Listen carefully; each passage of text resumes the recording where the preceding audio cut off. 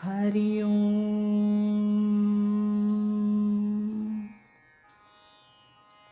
पूजनीय स्वामी भक्त डॉक्टर सुषमाताई वाटवे यांनी लिहिलेल्या स्पर्श परिसाचा या ग्रंथमालिकेतील पहिल्या भागाचं वाचन आपण ऐकत आहोत.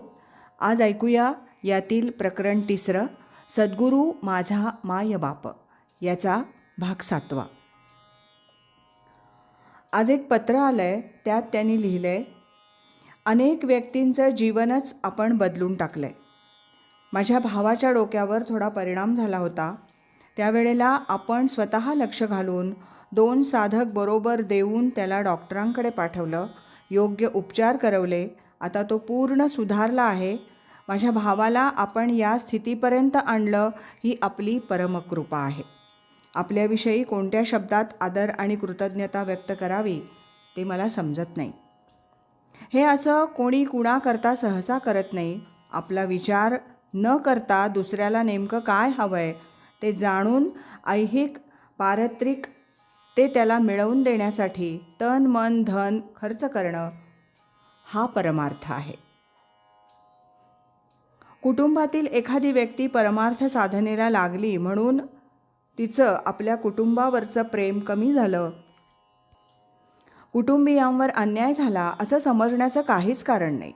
त्या व्यक्तीला 24 तासातील काही वेळ राखून एकांतात साधना करावी लागते हे खरं, पण त्यासाठी घरच्या मंडळींना नाराज होण्याचं काही कारण नाही.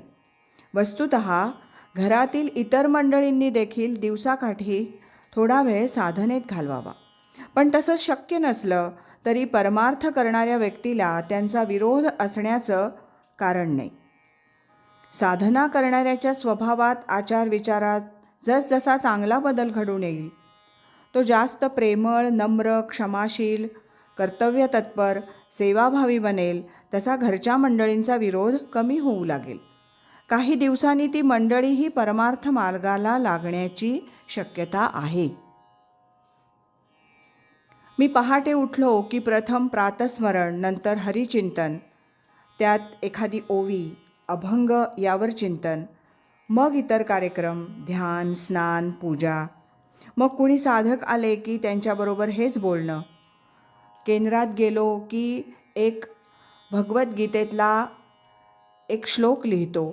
मग लोक नमस्काराला येतात, त्यावेळेलाही हेच चिंतन. असं सारखं रात्रीपर्यंत चालतं. रात्री हरी हरी म्हणत झोपतो. त्यामुळे संपूर्ण दिवस साधनाच चालते. एखादा तास साधना आणि बाकी वेळ इकडे तिकडे असं नाही. कुणी म्हणतात जीवन हीच साधना आहे, पण ते फार वरच्या पातळीवर झालं. ते सर्वांना शक्य नाही. आपण आपल्या सर्व कर्मात हरिस्मरण ठेवावं. अखंड हरिस्मरण होतं ही सर्व ज्ञानेश्वर महाराजांची, स्वामी स्वरूपानंदांची कृपा.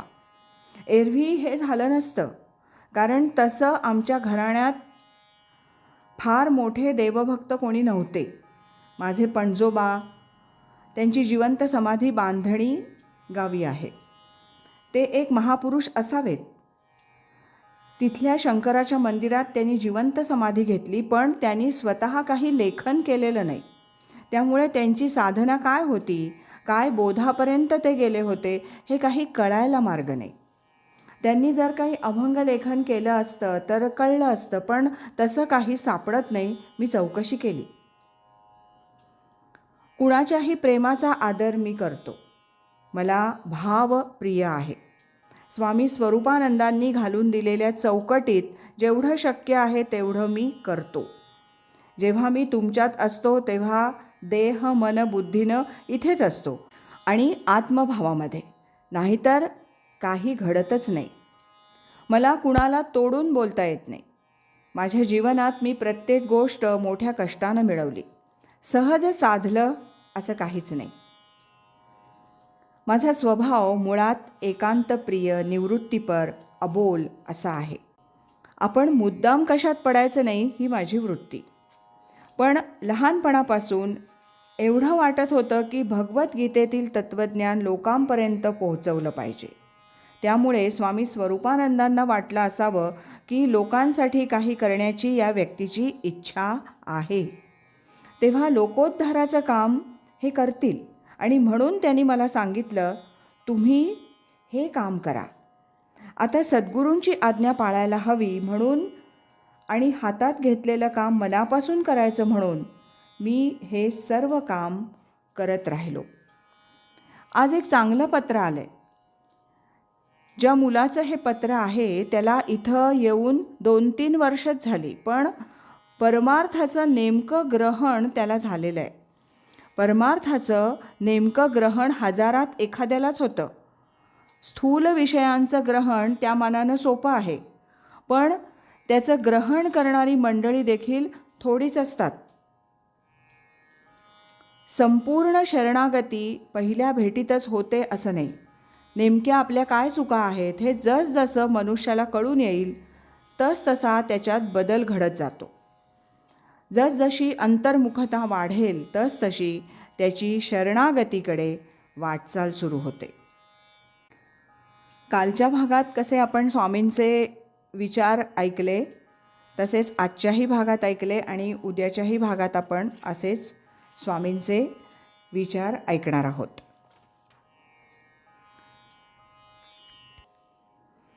सद्गुरु असती अंतरात, सत्शिष्याते जागवीत. हरि ओम तत्सत.